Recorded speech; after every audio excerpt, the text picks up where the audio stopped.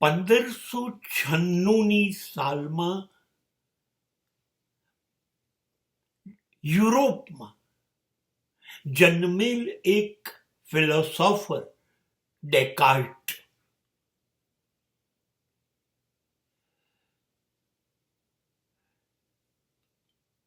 એણે કીધું કે દુનિયા ઉપર માત્ર અસત્યનું રાજ છે.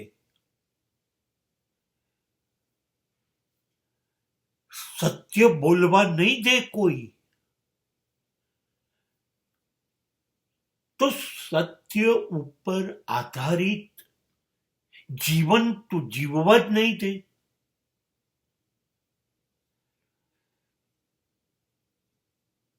એણે એટલું બધું અદ્ભુત સાહિત્ય બનાવ્યું એક કમરામાં પૂરાઈ જઈને, માઇનસ ઠંડી, જે ભારત ક્યારેય જોવાનું નથી, ત્યાં પૂરાઈને. અને ત્યારબાદ એ સાહિત્ય એણે સ્વીડનની રાણીને બતાવ્યું. રાણીએ કહ્યું કે સત્ય ઉપર આધારિત જે તમે લખ્યું છે અદ્ભુત છે, તમે મારું રાજ્ય સંભાળો, હું તમારી ગુલામ તરીકે રહીશ.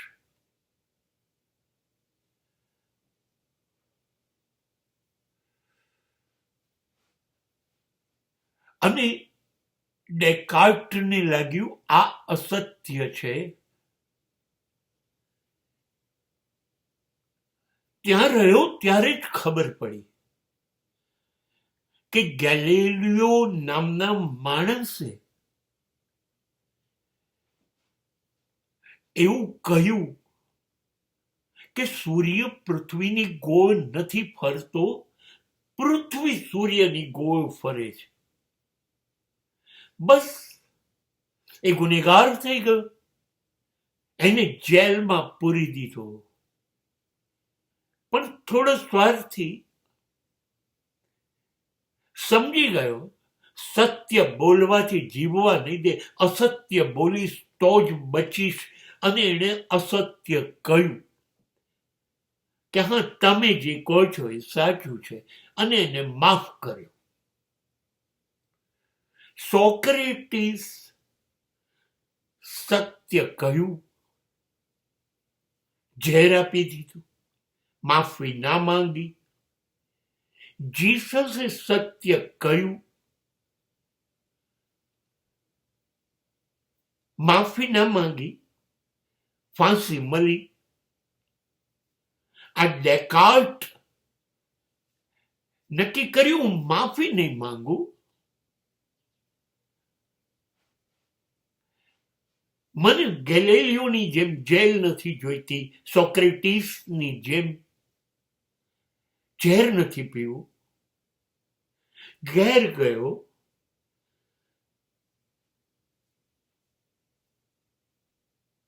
જિંદગીભર લખેલી મહેનત સળગાવી દીધી કે જો હું સત્ય કહું છું એ કોઈ સાંભળવાનું નથી, સત્ય બોલવા નહીં દે, સત્ય જીવવા નહીં દે, તો આનો અર્થ શું છે? બધું જ સાહિત્ય નાશ પામ્યું. અને એક એવા ખૂણામાં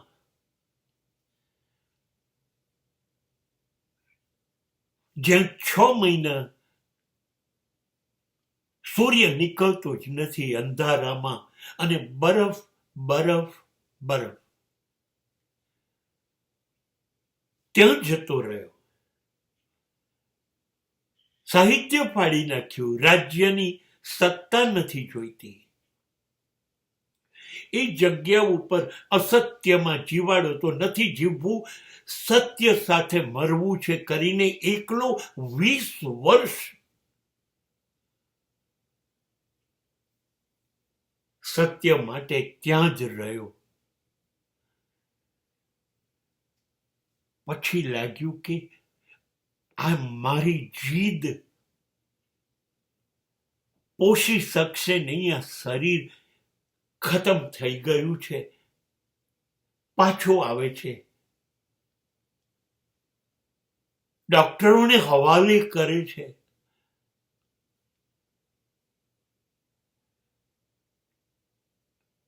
નાનકડી ઉંમરમાં મૃત્યુ પામે છે.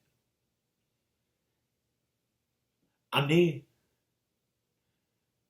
છેલ્લો લેખ રાણીના નામે લખે છે.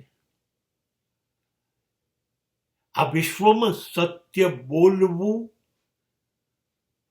કદાચ શક્ય બનશે, પણ સત્ય સાથે જીવવું શક્ય નથી. અને મૃત્યુ પામે છે.